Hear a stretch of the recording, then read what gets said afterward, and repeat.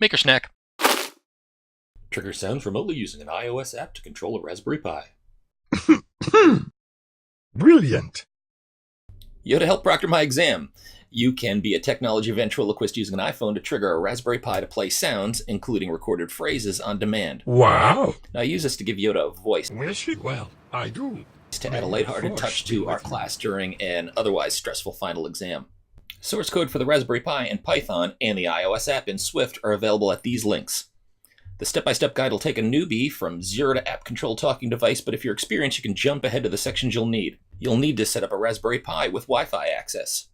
Upgrade and install software including pip, Python, and the libraries for playing sound. You'll also install software that allows the iPhone to send messages to your Pi. That's a product known as the Mosquito Server, which uses something called MQTT, and you'll also install MQTT libraries for Python.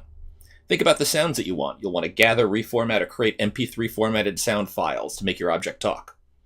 You'll also learn to upgrade your Pi so that you can copy files to it just like it was a USB drive attached to your Mac.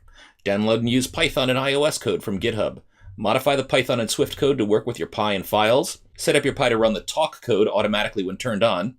Run the app in the simulator on your Mac and transfer the code to your iPhone or other iOS device. Then you'll be able to just power up your Pi and speaker, start your app, press connect, and start the conversation. Hungry are you? Skittles, you may have.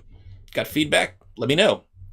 I've not performed surgery on Yoda yet, but at some point I hope to learn enough to be able to control his servos and make him move while he speaks as well. If you got ideas on this, do let me know. You can find tutorials on robot building, wearables, and more on my website and my YouTube channel. The online resources that I use to teach my own university-level apps programming course for complete newbies has over 100 videos, a searchable online reference, plus exercises, and it currently sells for less than $25. It's a great way to learn.